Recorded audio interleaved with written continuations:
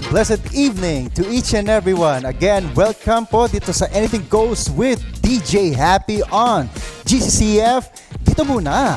Ayan. So, maraming salamat po sa mga viewers natin na nanonood muli ngayon. Isang mapagpalang gabi po muli sa inyong lahat.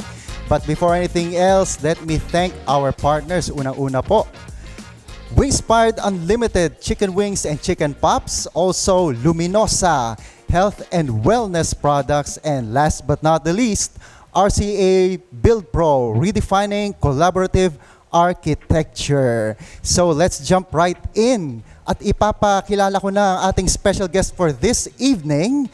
So, shall we? Ngayong gabi, papakilala namin ang aming special guest dito po sa Anything Goes with DJ Happy on GCCF. Dito muna, dito muna tayo. Ayan, excited na po muli ang lahat. At inyo po makikilala ang ating napakahusay na panauhin sa gabing ito. Unang-una po, siya po ay isang family man, isang loving dad, loving father. Siya rin po ay isang aktibo na manggagawa po ng simbahan. He is also fondly known as Pastor Jen, no? Sa mga nakakilala po sa kanya, kilala po siya as Pastor Jen. And he is the current Ilocano Worship Service Pastor po dito po sa Central United Methodist Church. So, please welcome Pastor Genesis Galanza. Magandang gabi, Pastor Jen. Ayan, isang mapagpalang gabi din po, Kuya Happy, at Happy New Year sa inyong lahat, mga kapatid yan. At Yes. sana po ay nasa mabuti po kayong kalagayan pagkatapos po ng ating pagdiriwang ng bagong taon. Ayan.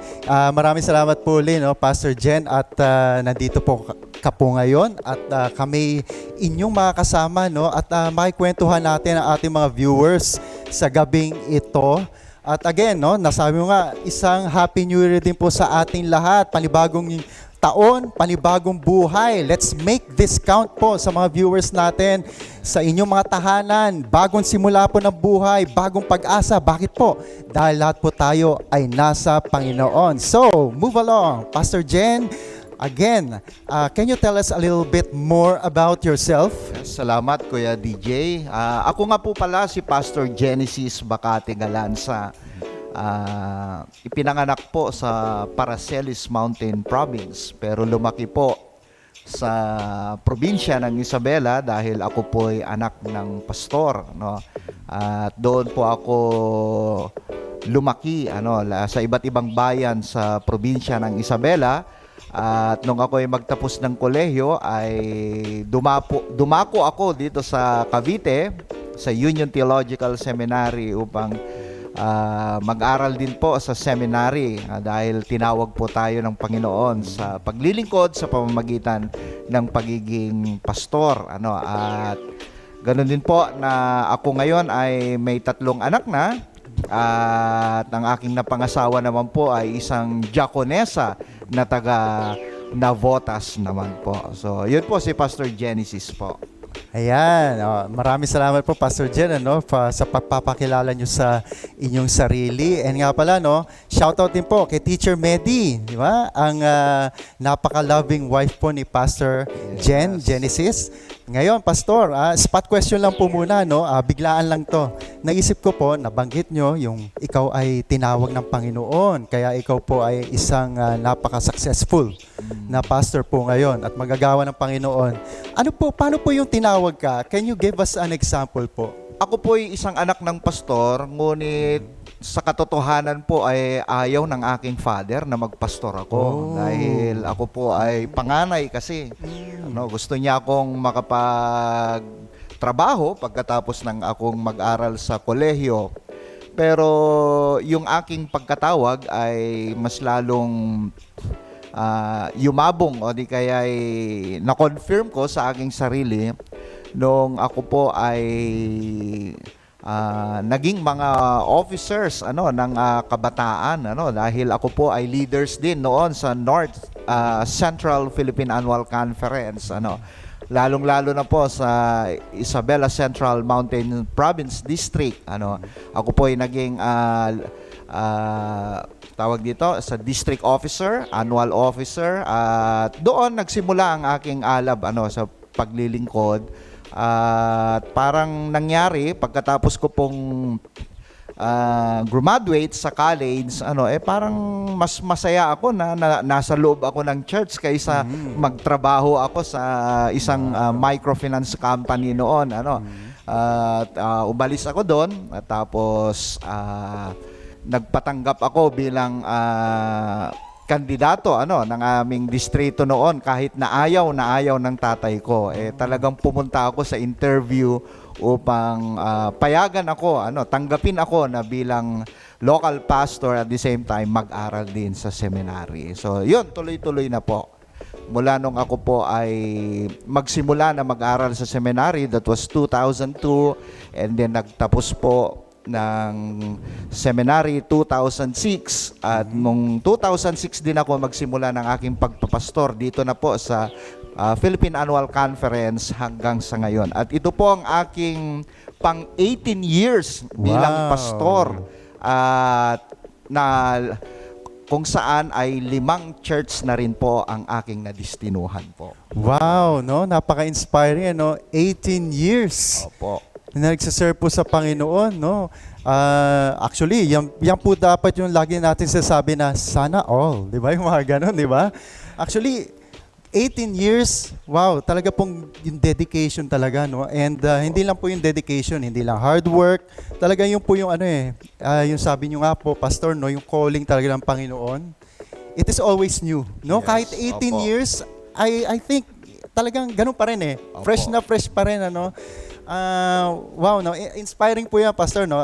Kung ako nga lang, let's say, siguro yung feeling ko niyan, wow, parang ang sarap, no? I think, no? Ang sarap talaga niyan. Well, Pastor, yung nga nabanggit mo, no, naka 5 churches ka na. Opo. So of course, yung 5 churches na yon, iba't iba ang complexion niyan. Iba't iba Opo. ang yung let's say mga members diyan, iba't Opo. ibang ugali ng tao, yung lifestyle nila, ganon. So, ano ang difference nung 5 churches na pinagalingan mo sa ngayon na current ka dito ngayon sa Central United Methodist Church? Okay, thank you, Kuya Happy. Yung unang kong destino ay isang mission church, dito sa Fifth Avenue, yung Calling United Methodist Church, at nakatatlong taon din po ako doon, at pagkatapos yon, mission kasi, maliit lang na church, house church po yon. So, parang kasi laki lang po itong Garcia Hall, ganun po kalaki, at maliit lang ang mga membership din noon. Yung unang taon ko po ay meron pa kami, kumbaga, mission subsidized pa ng district. Pero noong pangalawang taon at pangatlo ko po, kami na ang nagsasubsidize.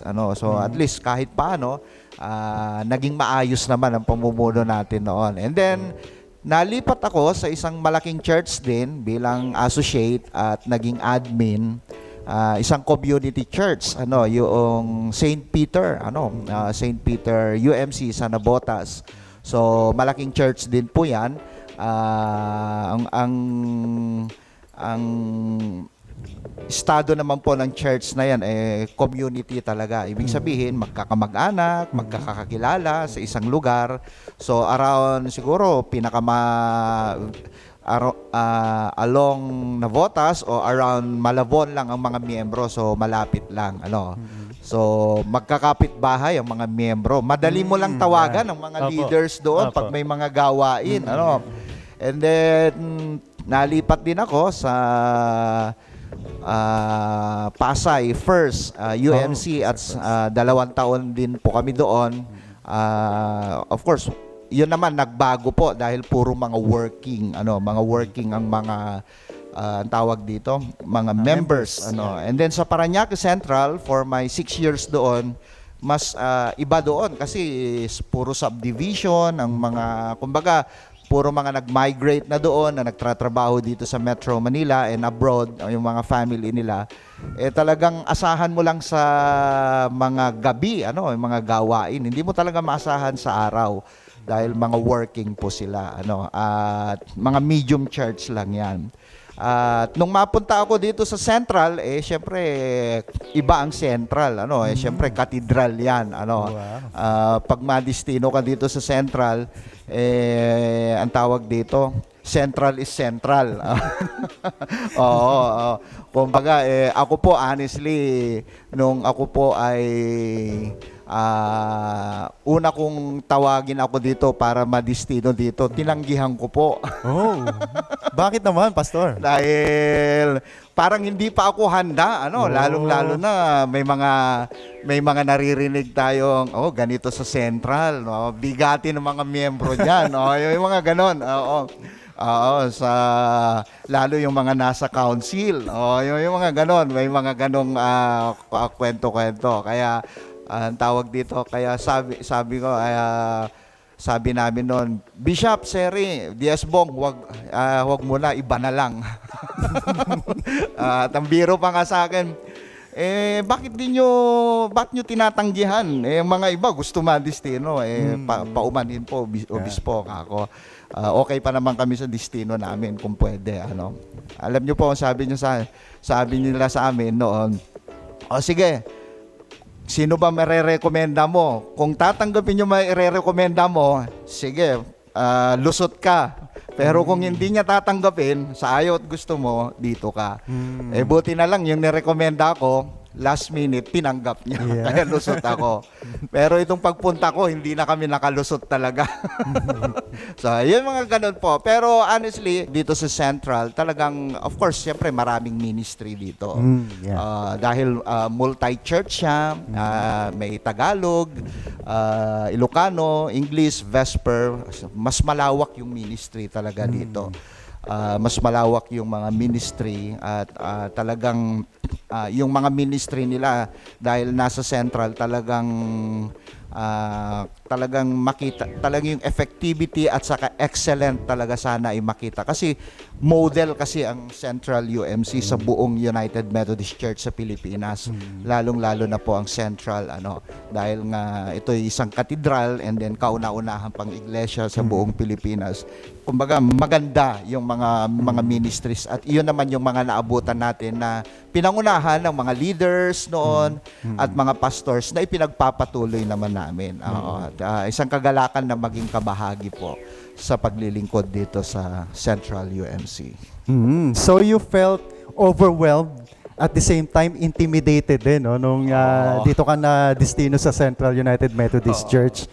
Pero yun nga, you are honored and at the same time parang kinakabahan, no? Dahil yung nabanggit mo nga, Pastor Jen. Kinakabahan. Pero right now, siyempre, halos mag-iisang taon na rin, malapit na, no? 6 months na. 6 months na lang.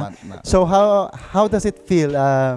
Warm ba ang reception ng ating mga members o ating ibang workers dito?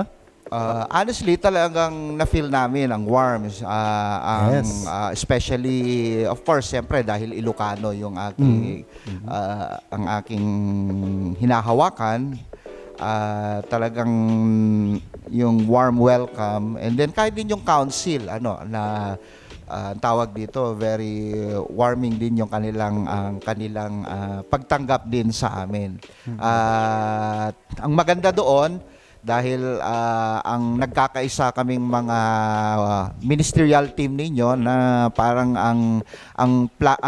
kumbaga ang tagline namin hindi lang sana ikaw pastor sa ganito, ano, ganon. Yeah. Kundi sa kabuuan. Parang involved mo din ang sarili mo, hindi lang sa Ilocano, kundi sa lahat ng mga services. Kasi tayo ay mga pastor lahat dito sa church na ito. Nataon lang na ikaw ay Ilocano, Tagalog o English, doon ka kumbaga yun ang hahawakan mo. Pero ang tawag dito sa lahat ng mga ministry din ay naramdaman namin yung warm welcome din, ano, especially sa council, sa ang tawag dito sa Ilocano at sa mga iba pang mga mga organization, lalong-lalo na po, especially may mga in charge na kung saan kami, lalo ako, in charge ako sa outreach, so in charge naman ako sa kabataan, at saka iba pang mga ministries na kung saan ay may mga division of labor kaming mga pastors po ninyo. Ayun. Mabalik tayo, no, Pastor, no, doon sa yung mga past na destinuhan mo na mga churches. Tapos yung ngayon, how would you describe a successful worship service? Halimbawa, yung sa lahat ng experience mo na yon, paano mo masabi na ang isang worship service na hinahawakan mo tuwing araw ng linggo ay isang successful na worship service siya? Of course, hindi naman natin maikakaila na isa sa mga batayan na magiging successful yung worship natin. Siyempre yung presensya ng mga miyembro, Yes. yung mga presensya nila. Kumbaga, yung numbers, siyempre pag mas maraming mga miyembro ang dumadalo, ibig sabihin ang tawag dito, yung commitment nila, yung worship talagang malalim, kumbaga, yung ganon. Na through yung preaching at saka yung worship ay nararamdaman nila na ang presensya ng Diyos nandoon. Oo. Kasi makikita mo din yung ambience ng isang church na pag yung mga miyembro din dapat welcoming din sila. So ayun, talagang nagiging mabunga, matagumpay yung service, yung worship ng ating iglesia. Lalong-lalo na po sa Central, syempre, alam niyo naman po ang Central ay come and go ang mga miyembro, lalong-lalo na po yung congregation na hawak ko o worshiping service, talagang come and go. So kailangan mong tignan yung angkop na mga sa sermon, ganoon din po sa worship, na talagang kahit na nandito sila, parang nasa probinsya sila kasi mga taga-probinsya karamihan So ganun po yung paano, at yun yung challenge sa amin ngayon. Lalong-lalo sinasabi nila ang Tagalog ganito dati, di ba? Ganun ang kanila. Ang Ilocano dati ganito ang nagsisimba, ganun din sa Vesper, sa English. So talagang very challenging sa amin yon. Kaya pag nagmi-ministerial meeting kami, yun ang laging pinapaalala sa amin ng paano namin mapalakas yung bilang ng mga mananambahan sa ating iglesia. Oo. So yun nga po, no, very well said, no, Pastor Jen. Talagang kailangan din talaga strategies, di ba, Opo. no? Pero yung strategies na yun, of course, para sa Panginoon yun Opo. Para sa ating lahat yun. Spiritual growth natin, especially mga members. Ngayon, how do you make changes dito po sa church if you're given a chance, no? And of course, you have the right naman as a pastor, lalo na po sa Ilocano service.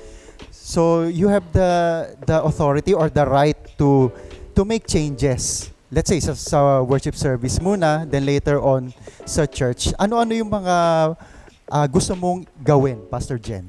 Of course, lalong-lalo na sa United Methodist Church, lagi kong naalala yung sinasabi niya, 16 drivers of a healthy church, effective church, ang tawag dito, gusto ko sanang introduce yung sa mga churches din, yung ang tawag yung mixture ng traditional at saka contemporary. Oo, contemporary. Though, syempre, hindi natin may kwan din sa Central. This is, kumbaga, high mass ang dating kasi dito high mass, lalong-lalo na po sa mga services na yon. Pero tayo nagpapasalamat din, katulad yan, may GCCF na contemporary, tapos sa Vesper, at least doon, medyo yung, kumbaga, merong yung contemporary style na ginagawa ni Pastor Jordan doon, malaking bagay yon. Pero talaga sa ngayon, sa panahon natin ngayon, syempre nagbabago din huwag lalong-lalo na sa mga generations ngayon, yung contemporary. Oo, yung contemporary. Huwag na kasi paano natin yun yung yung kailangang i-insert din sa worship na, pero kailangan ng ng paano mo i-package na Yeah. ma-convince din ang church, lalong-lalo na sa Central kasi high mass ang natin. Para sa ganun, ma-cater natin yung mga kabataan, yung mga kabataan. Kaya sa mga destino ko, hindi ko winawala kahit man lang yung last Sunday sana maging contemporary service yun kung pwede. Oo, para sa ganun, yung first Sunday, kumbaga, yan dahil communion, parang high mass ang dating niyan ang sa tawag sa ibang ganon din sa ibang mga church, ibang Sunday, ganon. Pero yun nga, may incorporate din. Kasi part ng kung gusto mong maging effective yung worship mo, lalong-lalo na sa panahon ngayon, kailangan yung traditional at saka yung contemporary, yung mixture niya, paano natin may ayos. So, po. Yun nga, no, Pastor, no, nabanggit mo nga yung word na paano mako-convince, no? How to convince the people, especially yung mga, let's say, yung mga members na talagang purist na tinatawag or yung talagang traditional. Opo, may mga... Talagang challenge po yan, Pastor, no? So, pareho po tayo dyan kasi I myself, talagang I'm a contemporary tama. servant talaga, no? Nagsiserve ako dito sa GCCF, sa Praise and Worship, ayan. And right now, itong program na to, Anything Goes, is also, kung titignan nyo, is a contemporary, modern ang style talk show siya. But, of course, Christ-like talk show ito, no? Showcasing talents, inspiring life stories ng mga guests natin, tulad ni Pastor Jen. Ngayon, Pastor, no? Yun nga, nandun tayo kanina, yung how, yung paano mo mako-convince, no, yung mga super traditional na mga members or na mga churchgoers. I think siguro meron silang fear or takot sa pagbabago. Sa tingin mo, Pastor, is that a factor sa kanila? Kaya parang ayaw nilang, let's say, parang ayaw nilang agad baguhin or ayaw nilang maging modern somehow is because they fear change? Sa tingin mo ba, is that true? Isang factor din siguro yon yung may takot. Kasi syempre hindi natin maiwasan. Anong tawag doon? Yung may generational gap. Yung ba ako, baka magbago. Ayoko ng ganun. Oo, may mga generational gap sa bawat isa sa atin. Pero talaga magandang, of course, at least ngayon, medyo karamihang mga churches tanggap na rin. Tanggap na rin. Pero kailangang lalong-lalo na po sa mga ang tawag dito yung mga boomers, yung mga yung mga lolo at mga lola natin, at saka yung mga late boomers, may mga ganon. So kasi karamihan na mga at least ine-embrace na nila yung contemporary naman. So siguro isa sa mga maganda, ako kasi ang pastor sa worship, part ng kanyang trabaho din kasi yun. Pero ako kasi ang kinukuha ko, kumbaga consultative din. Magandang pag-usapan ninyo, yung mga ganon, at kung ano yung mapagkaisahan na kumbaga mapagkaisahan, yun yung i-impart natin na para mas lalong makatulong para mas maganda yung pagsamba po natin. Wow, well said, Pastor Jen. Ito nga, balik ulit tayo. 18 years ka pong naging pastor. So, from the past congregations na hinawakan mo, ano yung mga bagay na that made you a better person sa lahat ng pinagdaanan mong mga congregation? Sa apat na church na pang-lima kasi dito sa Central, yung St. Peter, yun talagang medyo nasubok ako, lalong-lalo na nung mag-admin ako, Kasi yung associate ko, kumbaga mas may edad kaysa sa akin, mas senior pastor siya. Ako yung mas younger ako. So, syempre may kwan din. Syempre dahil alam nyo naman ang admin, ikaw talaga ang kumbaga kailangan magaling ka din sa management, mga ganon.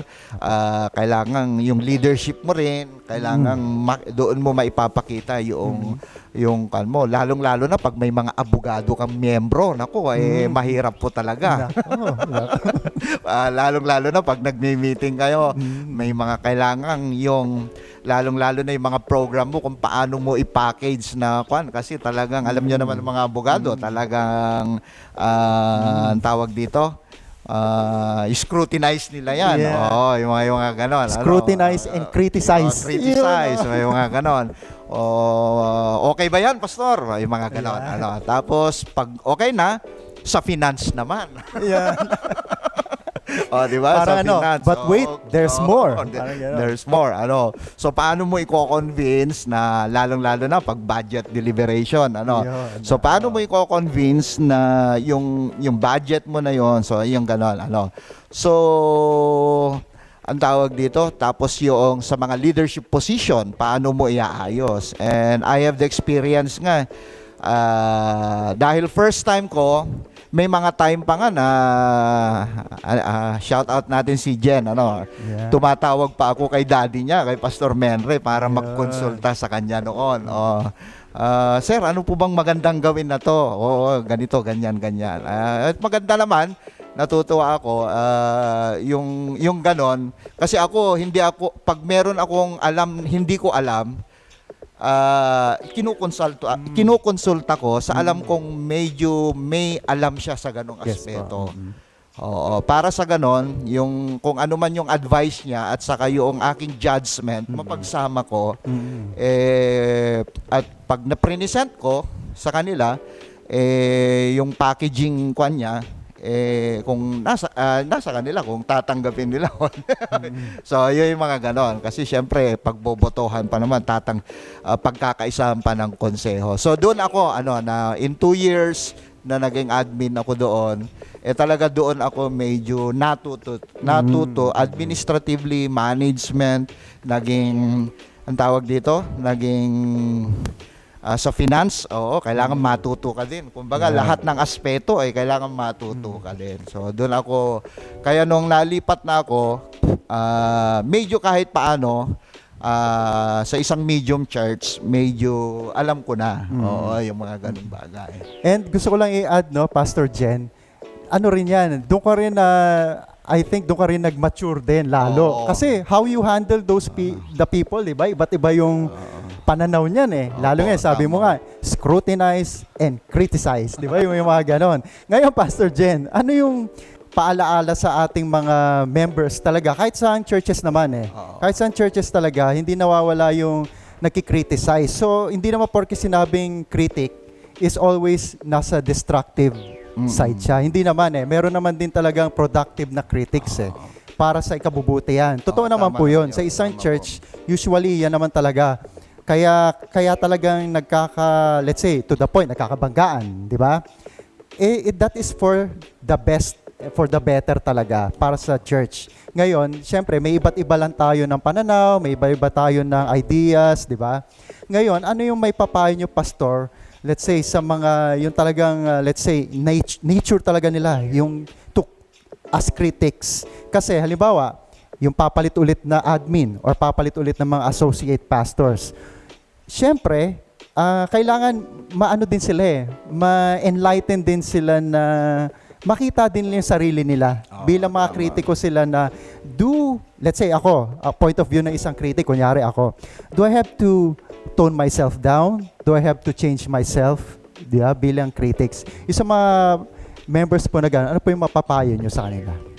Ang pagkritik kasi hindi naman masama yan para sa akin okay lang yan na halimbawa katulad sa mga program, kailangan i-critic yan kasi baka may alam siya na makakatulong na hindi rin nakita yung iba na so iyon yung mga iyon naman ang mga kabutihan niya, pero dapat magiging ang tawag dito malawak yung pangunawa natin.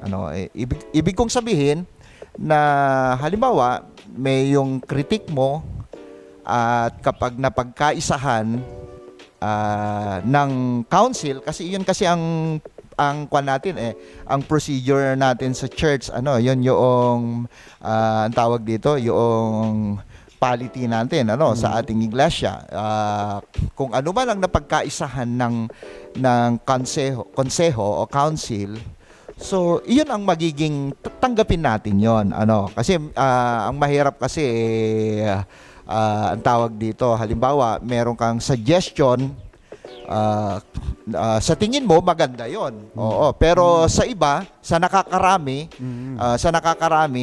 mas maganda yung suggestion ng isa. So iyon ang napagkaisahan. Iyon lang siguro ang ko, yung minsan magdamdam. Yung mga ganon. May mga damdamin na. Kasi si ganito, mas kinatigan yung kanyang yung mga ganon. Huwag yun, bad yun. Yung mga ganon. So, kumbaga parang tayo, objective tayo. Maging objective tayo, kasi part 'yan. Kumbaga parang mga abogado, di po ba yung mga abogado, nagbabangayan sila sa korte. Pero paglabas nila sa korte, kumpadre, okay na naman sila, magkakaibigan sila, di mo ba? Hindi sila nag-aaway, pero sa loob ng korte, talagang yung kanilang nagtatalasan sila ng kanilang mga paano idepensa ang kanilang. Ganon din po sa atin, kasi halimbawa sa isang pag-uusap, talagang may kanya-kanya tayong kwan. Pero hindi lahat ng panahon yung opinion mo sa lahat ng panahon yun ang nasusunod. Kasi baka meron ding mas maganda.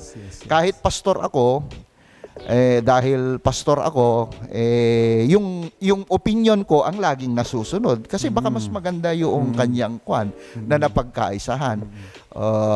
At huwag din akong magdamdam din bilang ako dapat yung pastor nasunod yung gusto ko sana. Dapat objective tayo kasi gano'n naman ang process kumbaga kung ano napagkaisahan ng kabuuan, iyon yung ating susundin po. So, yun lang po, maging objective tayo sa lahat ng mga criticism, kung may mga bagay, lalong-lalo na sa decision making, diyan tayo medyo, hindi lang naman sa church, kahit anong organization o institution, yan nagkakasamaan ng loob, yung sa mga decision making, sa mga critics, pero dahil nasa church tayo, iba sana tayo ang pagtingin natin kaysa yung mga nasa outside the church, halimbawa sa business world, sa ibang mga institution. Kasi dahil church people tayo, mas malawak sana ang pang-unawa natin. Mas objective tayo, at hindi yung damdamin ang laging umiiral, sa ating kwan. At yun nga, nagkakaroon ng tampo na. So, yun lang ang suggestion ko siguro. Kaya ito po, sa akin lang po, sa aking opinion po, if I were the critic, kung ako di isa sa mga nagki-criticize din, of course, yung mga brainstorming, yung ganyan, let's say sa mga meeting, etc. Kailangan, tingnan ko rin yung sarili ko na kailangan maging sensitive din ako sa kapwa kasama ko rin, na pakinggan ko rin sila. Hindi yung gusto ko lang, ipipilit ko. Siyempre, pag pinipilit mo lagi yan, huwag ganon. Kailangan give and take nga. Diba? Give and take, hindi puro take lang. Hindi rin puro give. Kasi nga, God is a God of balance, diba? Panginoon, kailangan balance din tayo. Hindi lang puro give, hindi lang rin puro take. Kailangan balance, diba? Para mas harmonious ang ating relationship. Very well said again, Pastor Jen, Ayan, very, informative yun sa mga viewers natin. Okay, Pastor, moving on. Medyo magiging personal lang tayo ng konti. So, bilang isang pastor and with 3 kids, di ba? Yung medyo, na sila, mga adolescent. Mga adolescent ages na sila.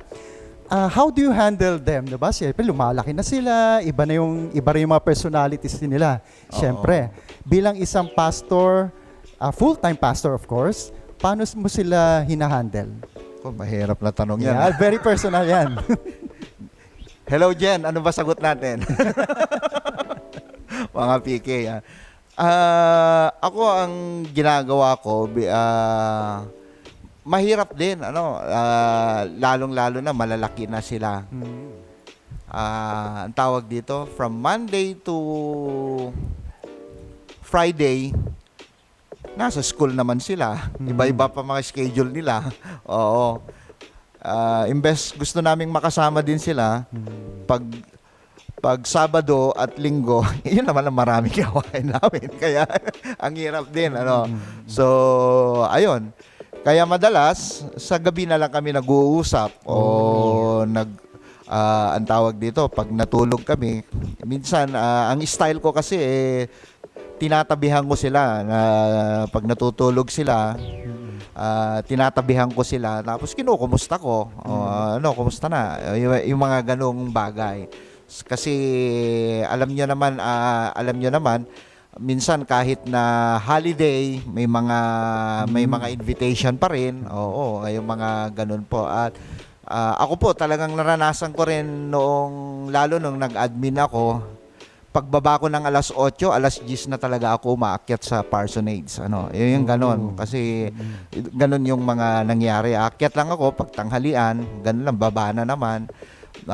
Ganun po yung isa sa mga at talagang hinahanap kami, lalong-lalo no elementary, yung mga asan ba si daddy, asan si mami, tatawagan na kami sa cellphone yan, asan na kayo, wala kaming pagkain dito. yung mga ganon. So, pero sa ngayon medyo lumalaki na sila, talaga ako pangaral lang, yung mga kinakausap ko sila, ayusin ninyo ang pag-aaral nyo, ayusin nyo yung kaninyo, makibahagi kayo sa ministry sa church, kasi talagang napaka-impluwensya ang technology kasi yun ang ang tawag dito.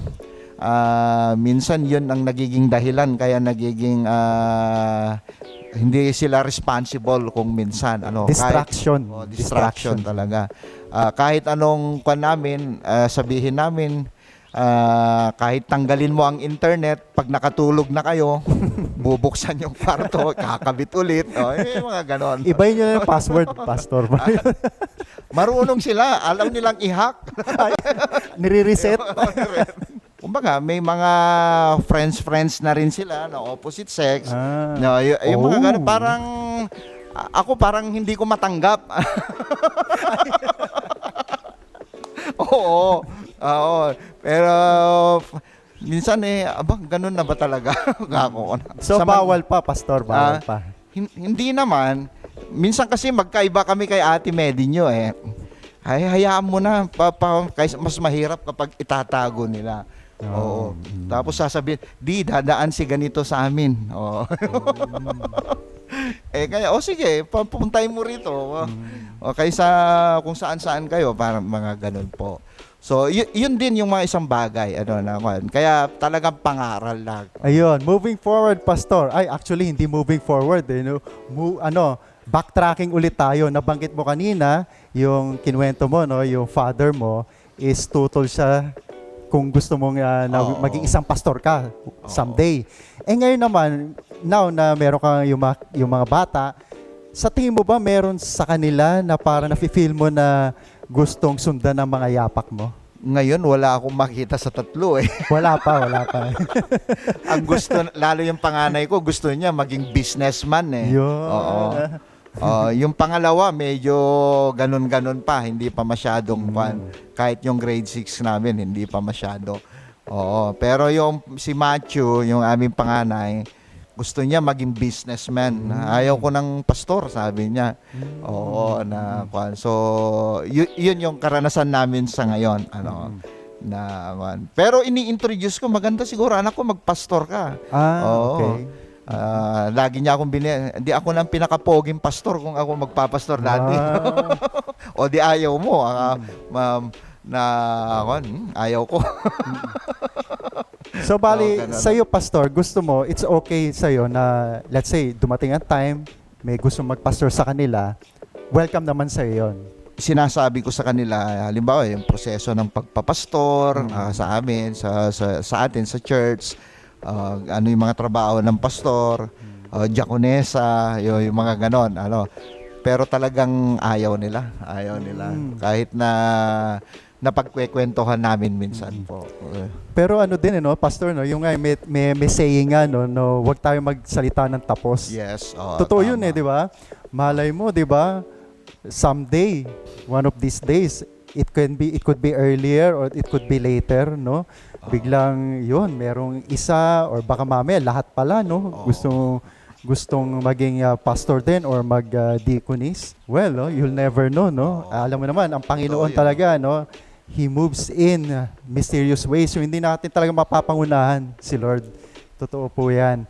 Kaya again, maraming salamat again, Pastor Jen, sa very inspiring na kwento mo, no? Yung mga life stories, yung sa family mo. Yes. Ngayon, Pastor, dadako naman tayo ngayon dito ngayon sa Central United Methodist Church. Ano-ano ang mga ministries mo ngayon na you want to promote or to share to the people? Okay. Isa sa mga pinapangunahan natin ngayon na ministry natin sa church bilang pastor in charge dito una sa outreach, sa outreach tawag dito yung ating Ligulan. Kaya ayun, salamat sa mga nag-sponsors din, mga family members, kahit mga universities nagpupunta dito.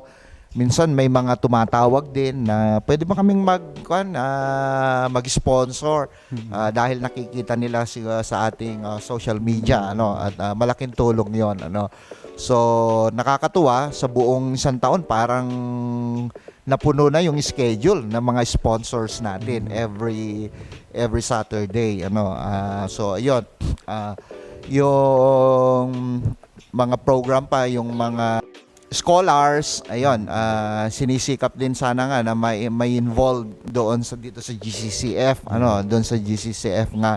Kaya sabi ko po kinala Ate Mara, ang ating mga leaders sa outreach at saka sila Ate Evan na involved din, At yung campus ministry din, yun yung isa sa mga medyo pinag-aaralan doon. Nag-seminar na kami pero hindi pa namin na-implement, pero hopefully this coming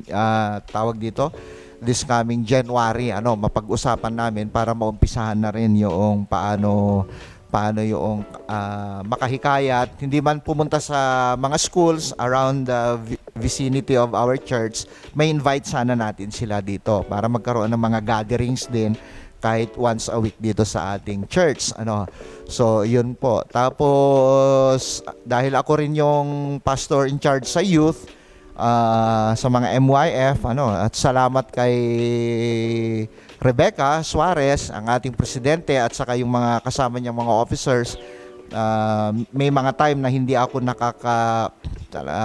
minsan karamihan pa nga dahil natataon na yung mga gawain, hindi ako nakakasama yung mga meetings nila, pero nakakatuwa po magagaling silang magplano yung mga kabataan natin. Magaling silang magplano. Tapos chine-check na lang din natin, tinatanong na lang natin din. So, 'yun. So,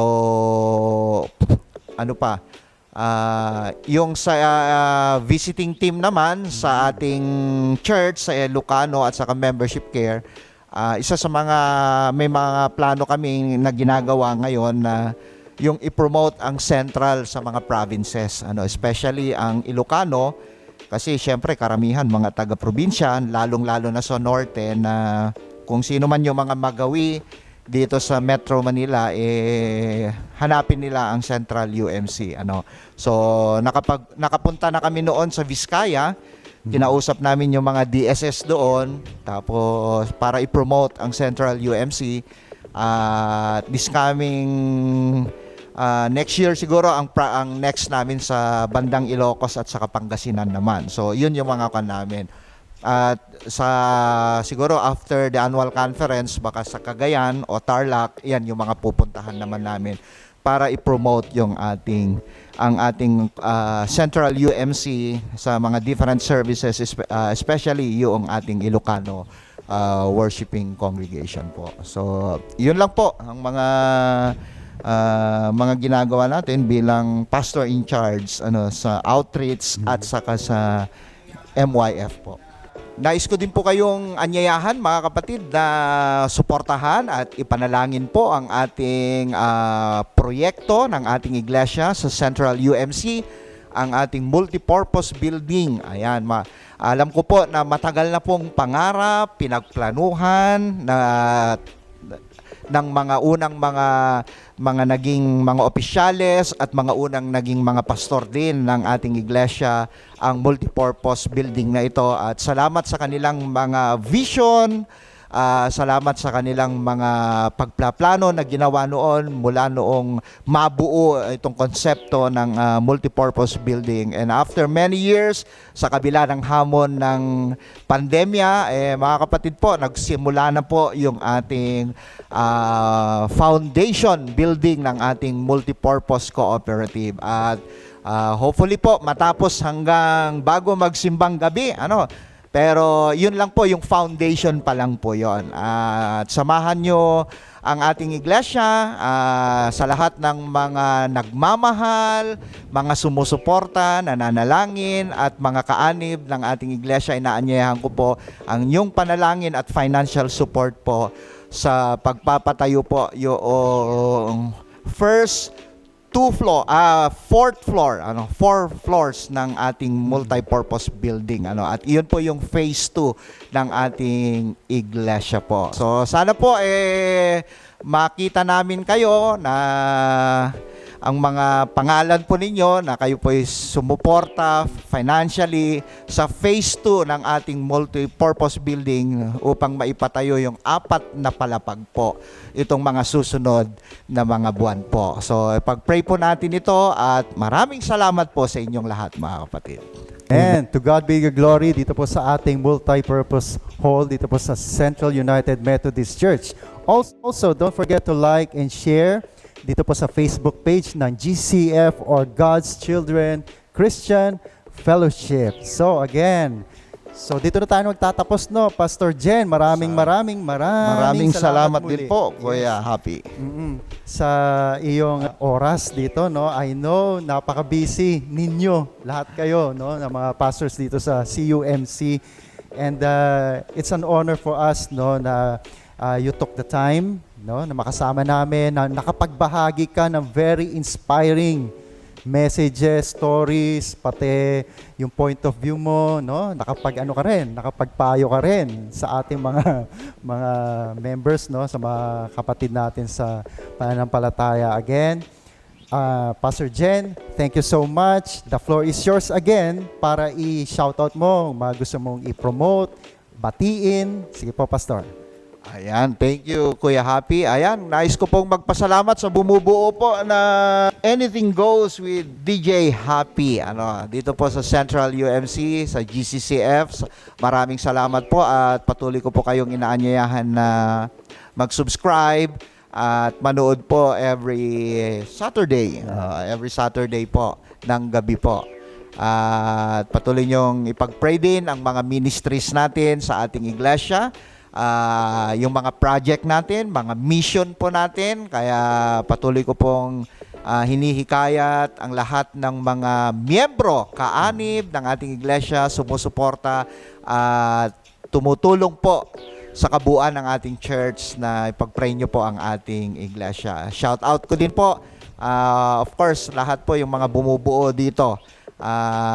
Yung mga technical team natin, hindi ko man masabi yung mga pangalan na po. Maraming salamat po.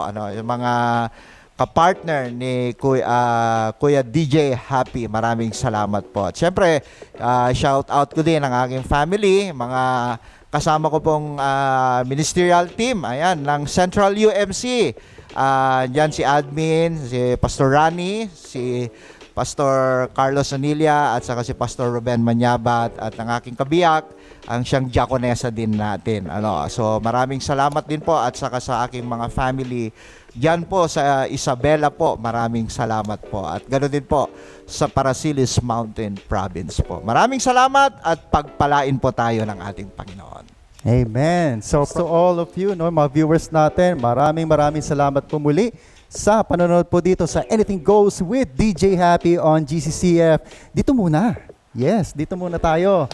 So again, sa mga viewers natin, let us all be reminded that we can make a difference in our homes, we can make a difference in our work, we can make a difference in our school, we can make a difference in our everyday activities, no? Kung nasaan man tayo, wherever we are, whatever the things that we are doing right now, remember that we can always make a difference. At to add more sa mga ito, let us all be reminded that we are God's masterpiece. Ayon nga po sa Ephesians 2:10, di ba? Kaya kung tayo po ay namumroblema, tayo ay nalulumbay, tayo ay may pinagdaraanan, maliit man o malaki, let us be reminded na nandyan lang ang Panginoon at siya ang lumikha sa atin. At nilikha niya tayo, hindi lang basta tayo nilikha. Nilikha niya tayo as His masterpiece. Kaya meron po tayong value, meron po tayong saysay sa ating mundo. Let us all be reminded. So, again, this is DJ Happy saying, pagpapala pa more and keep the faith everyone. God bless us all.